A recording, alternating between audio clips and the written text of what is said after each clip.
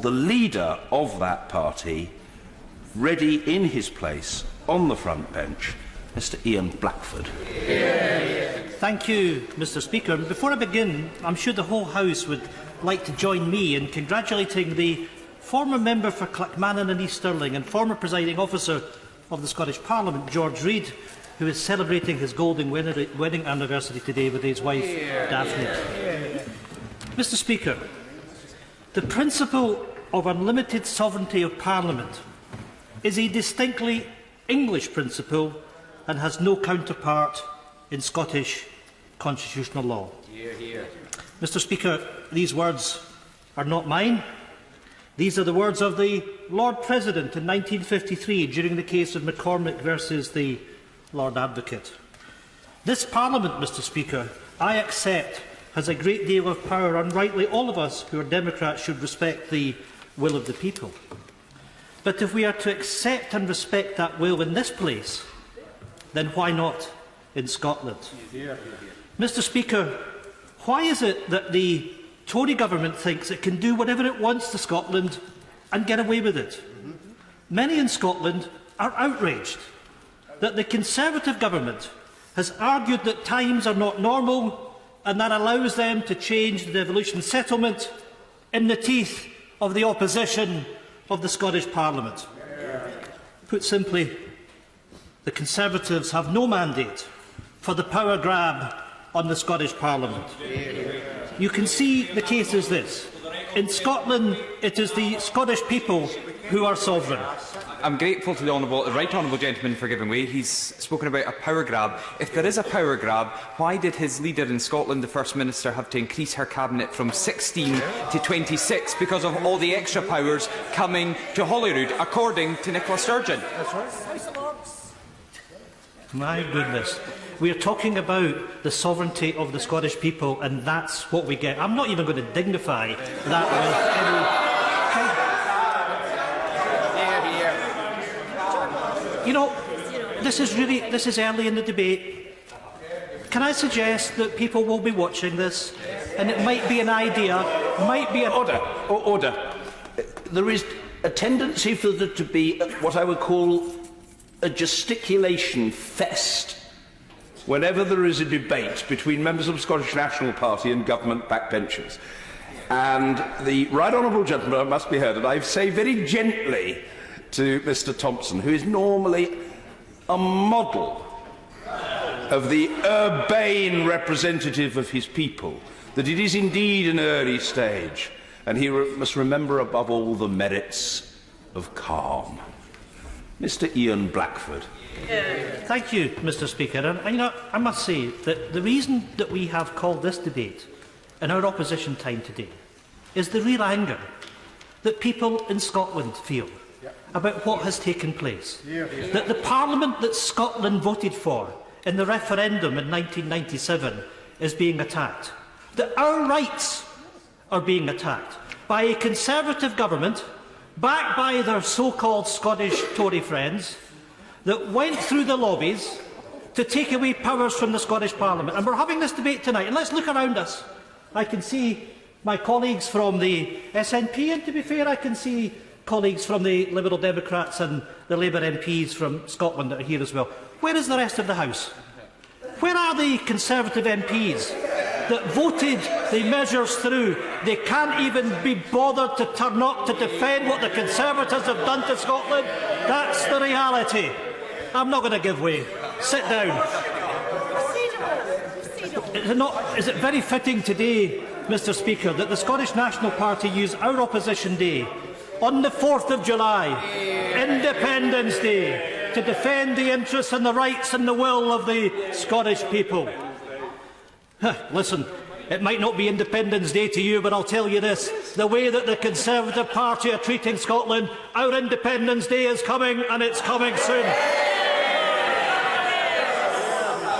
The claim of right acknowledges the...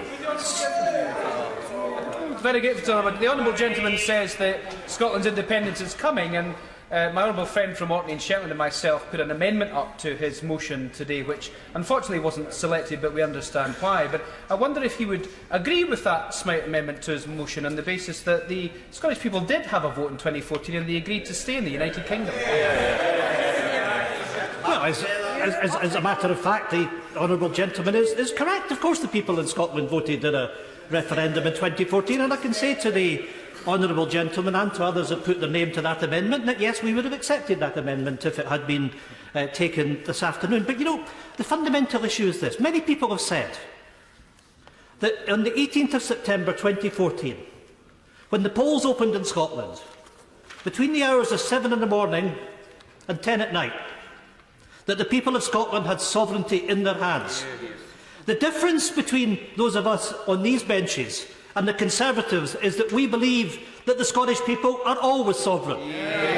And in the light of the change in the facts and the circumstances, and those circumstances being that when Scotland voted to stay in the European Union by a decisive majority, that the wishes and the rights of the Scottish people are being ignored by a Conservative government that wants to drive us out of Europe. In these circumstances, it's perfectly right that the people of Scotland have the opportunity to demonstrate their sovereign will. The honourable member talks about referenda. I'm getting a bit confused, and it doesn't take a lot, I admit that. But are we talking about the referendum on the 23rd of June when the British people voted to leave the European Union? And if they had decided to remain in the European Union, would those powers still be in Brussels to this day? They want them to go back. If you were watching this in subtitles, it might be not for viewers in Scotland, because the fact of the matter is the people of Scotland voted to stay within the European Union, and that's the point. Because if you put that in the context of the debate that took place in Scotland's referendum in 2014, we were told two things. We were told that if we stayed within the United Kingdom, that we were to lead the United Kingdom. But we were also told that if we voted to stay in the United Kingdom, then our part in Europe would also be preserved. And what has happened? Any pretence of Scotland leading the UK has been thrown away by the Secretary of State for Scotland. He doesn't believe that we're a partner in the UK. He believes that we're a part of the UK. How can you have a Secretary of State for Scotland that's just supposed to represent Scotland's interests when he's prepared to lie down and be walked all over because he doesn't see Scotland as being an equal part in the United Kingdom? And he can shout and scream in this chamber, but the reality is he's failed to defend Scotland's interests. Yes, you can point, you can gesticulate, but the people of Scotland... But I am not pointing or gesticulating. Now, does the right honourable gentleman, I know he's breathing fire at the moment with considerable eloquence and at some pace, does he wish to take an intervention from the Secretary of State, yes or no? I won't in this case. I'm very grateful for... But he will have his opportunity later on. I want to make progress because I know that many members wish to speak. Mr Speaker, the claim of right acknowledges the sovereign right of the Scottish people to determine the form of government best suited to their needs and the obligation on elected representatives in all their actions and deliberations. The interests of the people of Scotland shall be paramount. The claim of right is not simply a historical document, but it is a fundamental principle that underpins the democracy and constitutional framework of Scotland. The 1989 claim functioned as a declaration of intent on the sovereignty of the Scottish people. It sets the Constitutional Convention which 10 years later saw the people vote in a referendum for the re-establishment of a Scottish Parliament, a Parliament that this UK Government now seeks to undermine and ignore. Before those on... I will give way one more time. The honourable gentleman has made reference to the Scottish Constitutional Convention and the claim of right in 1989. With the benefit of hindsight, does he think perhaps it was now a mistake for the SNP not to sign the claim of right or take part in the Constitutional Convention? I thank the honourable member for that intervention, and I'm going to come on and deal with that part. But I will do this. I will acknowledge the work of the Constitutional Convention, but let's not forget that the reason that the SNP was in the position that it was is because others in the Constitutional Convention would not allow the principle of independence to be discussed at that time. But I'm grateful of the enormous progress that we have made on the back of the Constitutional Convention. Before those on opposition benches start to jeer and snigger, yes, it is a fact that the Scottish National Party were not present for the signing and did not take part in the convention, but the SNP did take part in early discussions, but withdrew when it became clear that the convention would not countenance independence. We believe and continue to believe that ruling out such an option was to deny a key principle of the claim to choose the best form of government. But we've always supported the sentiments of the claim of right. The SNP has committed and recommitted to its principle. We acknowledge the sovereign rights of the Scottish people determine the form of government best suited to their needs. I really do hope that people in Scotland are watching this. We have a Conservative member from south of the border failed to be elected in Scotland that says all heart. This has nothing to do with heart. This is about the rights of the people of Scotland that voted for devolution, that they're finding that this UK Parliament is taking away their rights in the teeth of the opposition of the Scottish Parliament and every single party in the Scottish Parliament, with the exception of the Scottish Tories. When will the Scottish Tories start to listen to the people of Scotland? Because this is not about the SNP. This is about the Scottish Parliament. This is about the people of Scotland. And let's not forget that the Conservatives have lost every single election in Scotland since 1955. You've been defeated. Yeah, you can see, look at the 13 that have been elected. There are 35 of us here from the Scottish National Party that won the election for Scotland. That's the reality. The Conservatives are in a minority administration in the Parliament. You would love to have the majority of MPs that we have from Scotland, and I can tell you this, it's not likely to happen. We have defended the sentiment time and time again, and we're here to do it again today. Why today, some in this chamber might ask? Well, the facts of this matter are, over the past few weeks, we've seen the biggest power grab conducted by this government since devolution. We have seen the Tory government disrespect the Scottish Parliament, the Scottish Government and the Scottish people. The interests and the democratic choices of the people of Scotland have been shoved aside by the UK Government. Devolution has been downgraded and the authority of our Parliament has been diminished. While the Tory Government in London seeks to destroy our constitutional settlement and undermine the sovereignty of the Scottish people, we in the SNP will not let the Scottish people be ignored. We will do all that we... Turn up the volume. Turn up the volume. Turn up the volume. I would simply say, just carry on. Carry on. Because what you've just done is insulted the people of Scotland, as you continue to do. We will do all that we can to ensure that the wishes of the Scottish people are respected. Today, we ask as well, I hear Scotland's watching, but the question to the Conservatives, will you respect the sovereignty of the people of Scotland, yes or no, because you've failed dismally to do it up till now? I respect... Thank you very much, Mr Speaker. I hugely respect the fact that the Right Honourable Member says he will respect the wishes of the Scottish people. Will that extend to respecting the wishes of the Scottish people that they voted no in a referendum and that was to be an end? We have respected that. We have respected. I'm not sure that the Honourable Lady has been listening to me, because I actually made that point. Of course we respect the referendum result in 2014. But the simple fact of the matter is that the circumstances have changed. We're being dragged out of Europe against our will. And I expect that the Honourable Lady wants us to stay in the single market and the customs union as well. I would simply say to the Honourable Lady, she talks about having a second referendum in Euro. What she should do is get behind the Scottish National Party, because let me remind this House, in 2016, the SNP went to the people of Scotland and we sought a mandate to have a referendum on Scottish independence if circumstances in Scotland changed. Guess what? We have a majority for independence in the Scottish Parliament. If you want to protect Scotland's interests in Europe, if you want to stay in the single market and the customs union, it may well be the case that independence for Scotland is the only way to do that. I'm going to make progress. Today we ask this House to consider the claim of right and to recommit itself to the spirit of devolution, to place the people of Scotland at the heart of decisions, not cast them aside. Only a few weeks ago, we witnessed the shameful Tory power grab.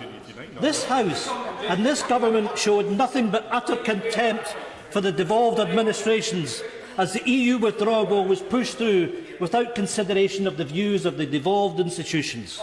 The Scottish Parliament had voted overwhelmingly, by 93 votes to 30, to refuse legislative consent for Clause 15 of the EU withdrawal bill, and as such, it should not have been passed through the House of Commons with the clause intact.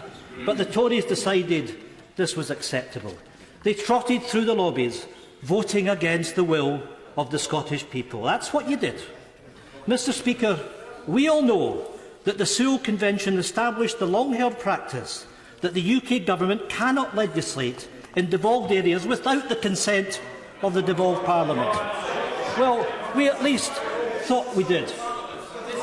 Well, there we are, there we are, there we are. This is the sovereign Parliament. You might want to say that to your voters in Scotland, that you don't believe that it's the people of Scotland that are sovereign, as was defined in the court case in 1953, that you're prepared to throw away the sovereignty of the people of Scotland and allow Westminster to do whatever it likes. Well, frankly, that's not acceptable to the rest of us. How can you be Secretary of State for Scotland if you behave in such a line? That's not the Secretary of State for Scotland. That is the government's man in Scotland. Now we have reached... sit down. Sit down. No. Order. Just before the right honourable gentleman continues, can I... order. Can I appeal to colleagues to lower the temperature? Passion is fine. And of course, the right honourable gentleman has the floor and is perfectly entitled to refuse to take an intervention. But I think simply to say baldly, sit down to any member is less than the courtesy we normally get from the right honourable gentleman. I know that he may feel he's being provoked, but he must avoid being provoked. And he's certainly not being provoked by the Secretary of State. So let's just try to lower the temperature and have the debate on the issues rather than on personalities. Mr Ian Blackford. Thank you, Mr Speaker. Now we have reached a dangerous and difficult place, thanks to the Tories, which has exposed their lack of commitment to the Sewell Convention. Their Brexit power grab has basically ripped up the Sewell Convention and plunged us into constitutional crisis.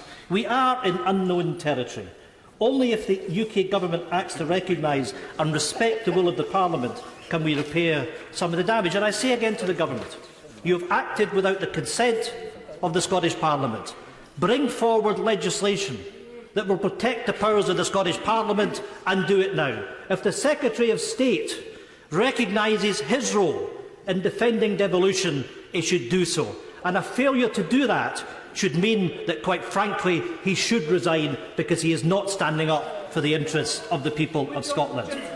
Mr Speaker, the House should know that it is not simply the SNP's view that the Tory power grab has thrown the devolution settlement into crisis. In Scotland, the feeling is apparent everywhere you go. People right across Scotland want power in Scotland's hands. Recent polling from NatSen revealed that a majority of Scots trust Holyrood to make decisions in areas that the Tories want to grab for Westminster. Over 60% want fishing decisions in Scotland following Brexit, and 59% want farming powers in Scottish hands. And of course we have form, because we know that in 2013 the European Union voted to give additional payments to Scottish crofters and farmers, €230 million odd of additional support, 86% of which was supposed to come to Scotland between 2016 and 2020. What has happened? Westminster has handed over 16.5% of it. The rest has gone into budgets across the rest of the United Kingdom, and crofters and farmers have been shortchanged by a government that have not accepted their obligations to Scottish and farmers. It's little wonder that people in Scotland want to make sure it's the Scottish Parliament that have powers over farming and fishing, not this Tory government that have not just grabbed powers, but have grabbed money out of the pockets of hard-working Scottish crofters and farmers. Mr Speaker, a majority of Scots have lost confidence in the UK's handling of Brexit, with a full 69% now saying they believe it has been badly handled. During earlier debates, we heard the Tories trying to justify the UK government's shoddy power grab by falsely claiming Scotland would not lose powers. However, the Scottish Government published a list of powers at risk. They include powers over fishing, farming, rail franchises and fracking licences, to name but a few. But this Government has shown disrespect to our Parliament more than once. Its legal challenges to the Scottish Parliament's continuity bill, for one, clearly shows the arrogance of the Conservative Government when faced with the will of the Scottish people. Why is it right that the Conservative Government believes that it can take the Scottish Parliament and, by extension, the Scottish people to court? Because that, Mr Speaker, is exactly what is happening. What arrogance! What arrogance!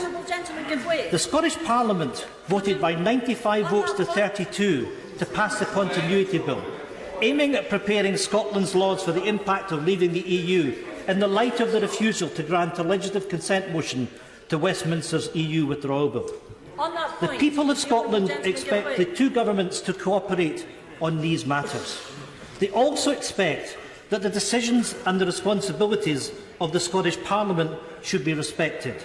The decision, therefore, of the UK Government to attempt to overturn the will of the Scottish Parliament in the courts is unprecedented and unacceptable. On that point, thank you very much, Mr Speaker. On that point, those who were responsible for framing the devolution settlement have assured me that what is actually happening now is what was intended and is included in the and what people voted for in 1997 and is included in the devolution settlement. And if the honourable gentleman is so concerned about Scotland being dragged out of the European Union, why does he not join us in backing a people's vote to give the people a vote on the final deal?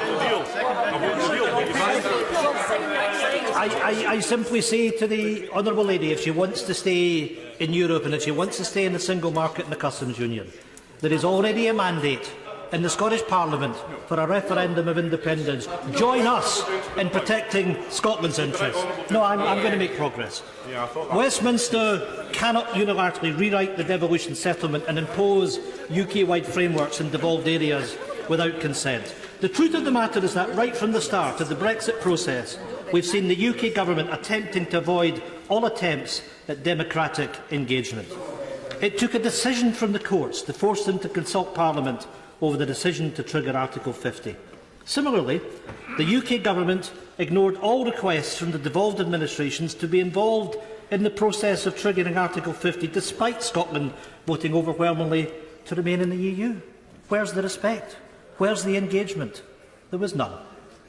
But the Tories haven't just ignored the will of the Scottish Parliament, they ignore the interests of the Scottish people. For years now, their austerity agenda has punished the people of Scotland. The Tory obsession with punishing the poor and protecting the rich has seen families struggle in hardship, women denied the right to a fair pension, and women who have been made victims of rape made to justify their rights to child benefit. Absolutely shameful. The policies of this Tory government are morally repugnant. They have no place in a civilised, compassionate Scotland. In January 26, 2012, Nicola Sturgeon, the First Minister of Scotland, led a debate on the claim of right with the motion that the Parliament acknowledges that the sovereign right of the Scottish people to determine the form of government best suited to their needs and declares and pledges that in all its actions and deliberations their interests shall be paramount. At that time, 102 MSPs voted for the motion, with 14 Tories voting against it, the same old Tories voting against the sovereignty of the Scottish people. You see, even then, Mr Speaker, the Tories could not, would not stand up for the Scottish people. I thank the right honourable gentleman for giving way. He's talking about the words of Nicola Sturgeon, and I just wanted to draw his attention to the words of Nicola Sturgeon at the Aberdeen conference, SNP conference in 2015, when she said to propose another referendum in the next Parliament without strong evidence that a significant number of those who voted no have changed their minds would be wrong, and we won't do it. It would not be respecting the decision that people made. What has changed since Nicola Sturgeon said that? Well, for the hard of hearing in the Labour branches, Brexit. The Tories pay lip service to devolution, but they do not believe in it. They do not believe that the Scottish people should have the right to determine the government that best suits their need. Mr Speaker, what are they afraid of? Afraid of power being in the hands of the Scottish people. Surely we are all democrats. Surely now even the UK government must accept that it's the people that we serve, not that they serve us. Mr Speaker, that is the crux of this debate. With the quote that I began my remarks with, in Scotland things are different because our view of government is different. It is not top-down, it is ground-up. The single job of government is to serve the interests of our people.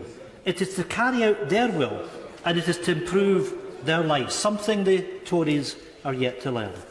Well, today, let them learn this, that in Scotland the people of Scotland are sovereign, and that the Scottish Parliament embodies the sovereignty of the Scottish people.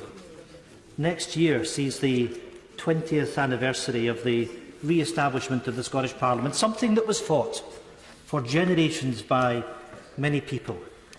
Yet our Scottish Parliament finds itself... I hear someone shouting, not you. It was one of your own colleagues, actually.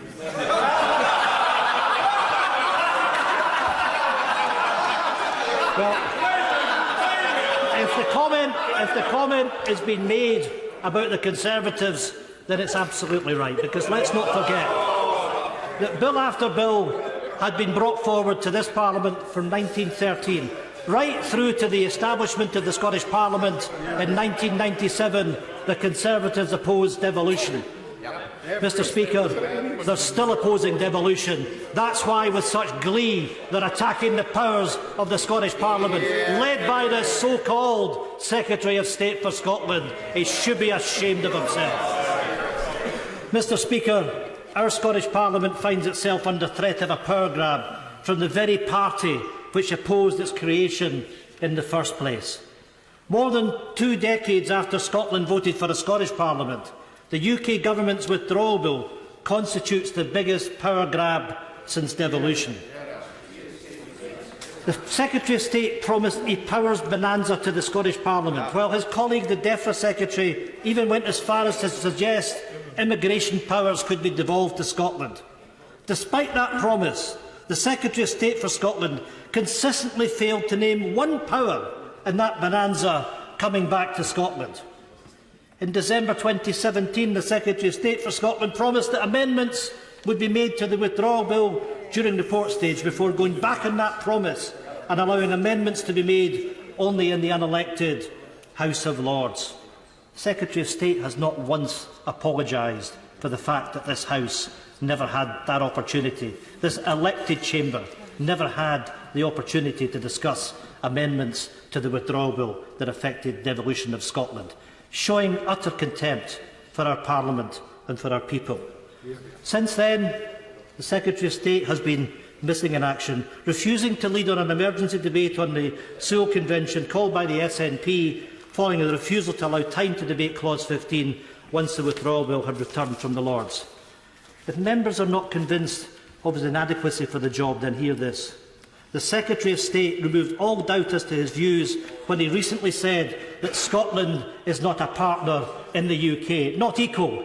That is exactly what this government thinks of the people of Scotland, and its actions reflect that sentiment. The Secretary of State can't stand up for Scotland as he does not recognise Scotland as a partner in the United Kingdom. He has unilaterally downgraded our role. It is little wonder he is without consequence in standing up for Scotland. Mr Speaker, what a damning indictment of the Tory party.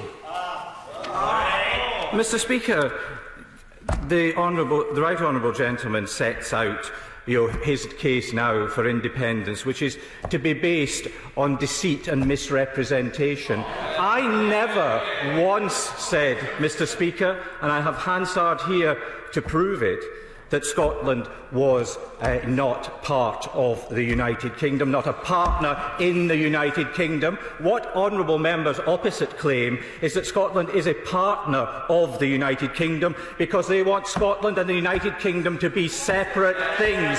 They are not. Scotland is part of the United Kingdom. Scotland is at the heart of the United Kingdom, and ultimately that's what the right honourable gentleman objects to. Mr. Speaker, what we object to is a Secretary of State that can't do his job in standing up for the people of Scotland. And the simple fact of the matter is, what we're doing today is we're talking about the claim of right for Scotland. We're not arguing for independence for Scotland. That day will come. We're simply talking about the principle and where sovereignty lies. And we are affirming the rights of the people of Scotland to be sovereign. And everyone can see what is going on here is that the Conservative MPs seem to be denying the rights of the people to that sovereignty. Let me lay this challenge to the Conservatives here and now. We have placed a motion before you. Have the guts to come through the lobbies tonight with us, affirming the sovereignty of the Scottish people, or if you so dare, oppose that motion. Show you have the guts to stand in the face of the motion that we have in front of us. Because if you fail to do so, then it will be the accepted will of this House that we've accepted the sovereignty of the Scottish people. So tonight you have a choice. You can sit and chunter and shout and bawl and laugh as you've done since this debate started, or you can go through the lobbies later on and you can stand up for the people of Scotland, you can affirm the sovereignty of the people of Scotland, or you can flunk it. Because history has shown that every step of the way you've argued against the interests of the people of Scotland. Just to simply say, this side never walked out and turned their backs on the people of Scotland from this Parliament, but your side did turn their back on the people of Scotland. You know, the simple fact of the matter is that we were faced with a situation, and he should be ashamed, that the Conservative government pushed through the withdrawal bill that took powers from the Scottish Parliament without a debate in this House. And the honourable member and all his friends went through the lobbies to take these powers from the people of Scotland. I'm proud of the fact that it's the Scottish National Party that's standing up for the people of Scotland. What the Conservatives are doing is allowing Scotland to be walked all over, and the honourable gentleman and his friends are guilty as charged of having done that. Mr. Speaker, a party with no mandate to speak for Scotland but thinks it can do whatever it wants to Scotland and get away with it. They opposed devolution in the first place. They've consistently voted against Scotland's interests, and now they want to dismantle the rights of our Parliament, downgrading devolution and dismissing the views of the people of Scotland. Mr. Speaker, the people of Scotland asked for none of this. They voted decisively against leaving the European Union, yet now they face the socio-economic chaos from a hard Tory Brexit. Before she became Prime Minister, Theresa May set out her view of a UK in which Scotland, Wales, Northern Ireland and England continues to flourish side by side, but as equal partners. Yet, Mr. Speaker, the views of the people of Scotland are disregarded.